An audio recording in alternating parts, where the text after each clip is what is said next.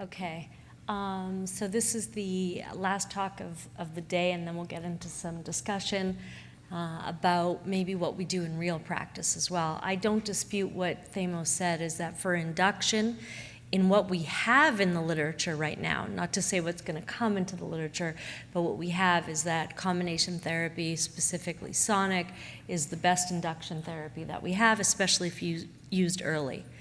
But as someone who does care about my patients and the idea that even one lymphoma is too many, the idea of blowing it out of proportion when you have a 14-year-old male in front of you and you're about to tell them that they have a diagnosis of hepatosplenic T-cell lymphoma, it probably changes your mind on that blowing out of a big deal, and I'm sure she could think more clearly about that as well for what happens when you're dealing with pediatric patients. So what's the rationale for combination therapy, right? The rationale is that our current therapies, standing alone, are not good enough to achieve some of the goals that Remo had put in front of us. We know that there are multiple drugs, which means maybe multiple targets, meaning we really want to go after multiple different pathways that maybe TNF, a targeted pathway alone, may not achieve. We know definitively that a second drug, particularly thiopurines and methotrexate in this case, reduce immunogenicity, and we do believe that once someone develops antibodies, particularly high-level antibodies, could be game over for that therapy. So you absolutely want to find a way to optimize the TNF, and the question is, can you do that without a concomitant immunomodulator? That's really on more of the education side, which we'll talk a little bit about. And we know that in order to change the natural history of the disease, we must achieve our goal. And whether it is, as you noted, going from a deep ulcer to a superficial ulcer, which I'm sure changes the natural history a lot. So I agree with what that aspect of what about an improvement, rather than necessarily full-on healing. However, the idea is if we can use the best therapies we have to achieve the goal of mucosal healing, if that is our target that's been tied to outcomes, then it does appear that combination therapy is superior to monotherapy. However, let's look back, granted, in the pre-sonic era, when we look at all of the registration trials for TNF. Again, these are patients who had long-term exposure to the disease, unlike sonic, where it was early, 2 years in approximately, that they got combo and they were naive to everything. About 1/3 to 40% of patients in the registration trials had failed thiopurines by the time they got onto the TNF. That was part of the indication, and hence why the label says failed conventional therapy, which includes thiopurines. And I'd have to say that in this particular scenario, and again, I'm going to talk to scenarios, not necessarily disputing the data on combination, but in a patient who's failing thiopurines, the question was, when you add your TNF onto it, was there any added benefit of staying on the therapy? Now, if you go back to the registration trials, it did not appear to be that there was any difference in combination if you stayed on the thiopurine. And you showed Garrett's paper, and again, you're right, if we go by clinical, that there was no difference in clinical outcome out to 100 weeks, whether they continued or discontinued their methotrexate or thiopurine. But as you noted, probably if we are pro levels, which of course you know that I am, that the idea that the difference of concomitant was that if you looked at their data out over time, they had higher trough levels. So the question is, could you achieve the same outcome by just adjusting your frequency and just adjusting your dose? And why do you need to add a second therapy when we haven't optimized the first therapy? So if our job is to optimize whatever the therapy we're on, as Bincy had noted before switching, the question is, do we need to really add an immunosuppressant to a targeted immunomodulator to make the target work better?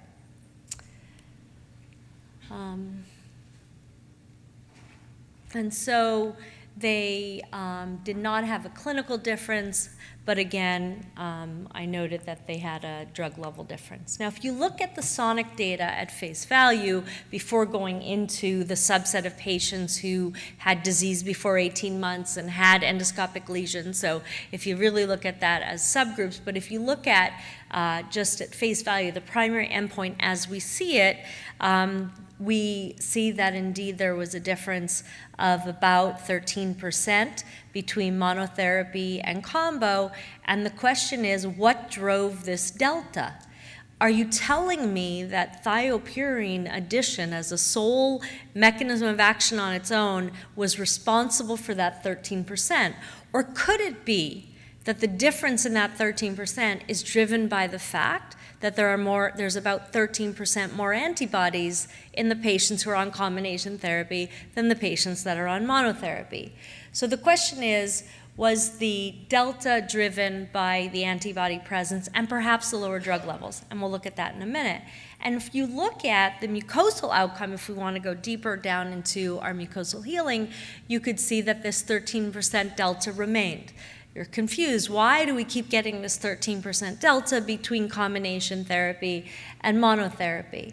And in success, you could see that there's a 12% delta between combination and monotherapy. This was the UC trial that Remo actually led. So, and you could see that there was no p-value difference between these two, between mono and combo. So really at the crux of it is, can I optimize without my second drug? And the answer is absolutely yes. We've all done it. We all optimize maybe at week 14. Ed, are you really a believer, or are you just saying that because you were the pro? Are you really buying into this aspect that early dose adjustment may change your maintenance strategy? It's true. I mean, that's what the pediatricians are doing that and have been doing it for years, where we've looked early. The commit data, as Themos noted, I'm playing, obviously, the devil. I do believe in the idea of, optimizing your drug, and if it meant with commit, even though the data showed that there was no clinical difference at week 14 or week 30, the ATI production was definitively less in patients on combination therapy. But it gets to the same point I've made. Can't it be that if I would just optimize the dose of my biologic, do I really need methotrexate to reduce the amount of antibodies? Do I really believe that I wouldn't need to adjust the TNF ever, and that if I just had a combination therapy, I can walk away and drop Bincy's mic and just walk away and say, here's combo, I'll see you when you fail?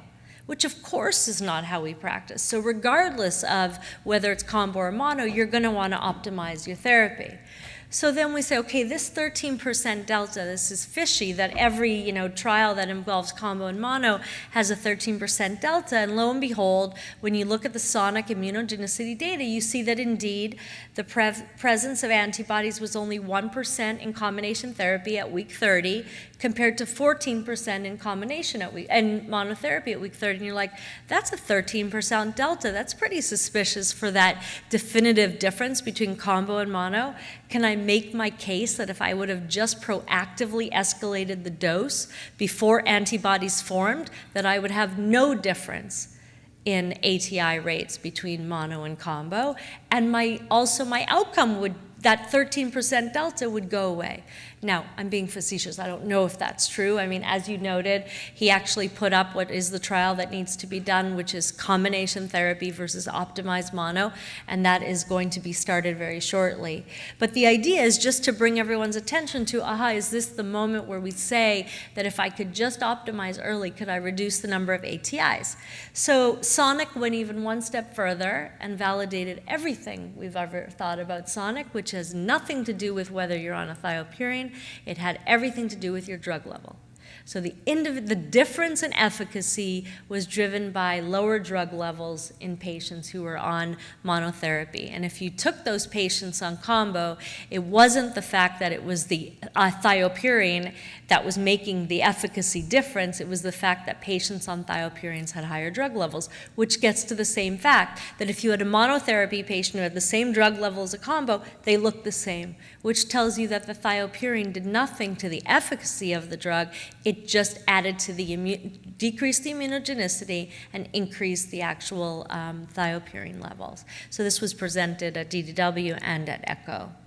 So what I want everyone to realize is that the drug that you're actually pushing, Thamos, is actually listed to be a human carcinogen, and it's actually listed between asbestos and benzene. So are you telling me that we should be using a carcinogen to make a drug work better when all we probably have to do is optimize the drug early? And this is really the message that everyone makes fun of me that I'm killing thiopurines slowly but surely. The reality is I will retire when everybody stops using thiopurines. There is absolutely no role for thiopurines in the era of the medications we have. I'm sorry, this is something I'm extremely passionate about, and I'll show you why. Because myself and Jeff just published on the malignancies in children. It's all driven by thiopurines, and it's just not necessary. And I don't think adults or kids are different. Going back to the first talk of the day, you've got much better therapies that are targeted, safer, and besides, the efficacy data doesn't even say these drugs work. So explain that aspect of it, that as monotherapy, the drug doesn't even have a role. And I'm proposing it doesn't have a role as combination as well.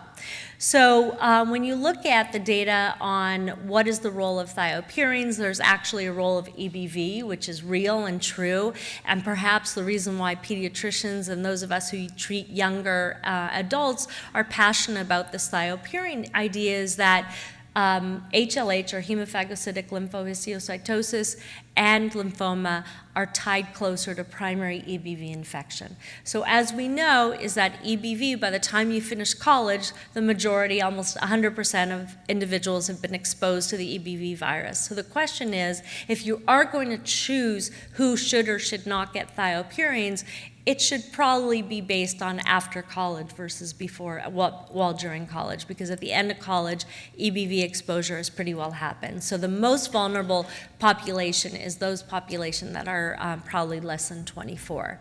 And so this is, again, you noted the risk, Thamos, about the hepatosplenic T-cell lymphoma, and I think we agree with you that it is indeed a rare event. And this is about the, as you noted, less than 1 per 10,000, 6 per 10,000 in the post-transplant lymphoma with EBV reactivation and early mono lymphoproliferation.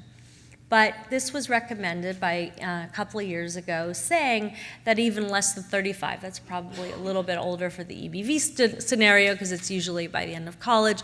But again, there was this distinguishing factor of age making you use different therapies. Now, most of our patients present below the age of 35. So why would you ever start someone on a thiopurine then if the majority of the diagnoses are in an age group that fits the below 35?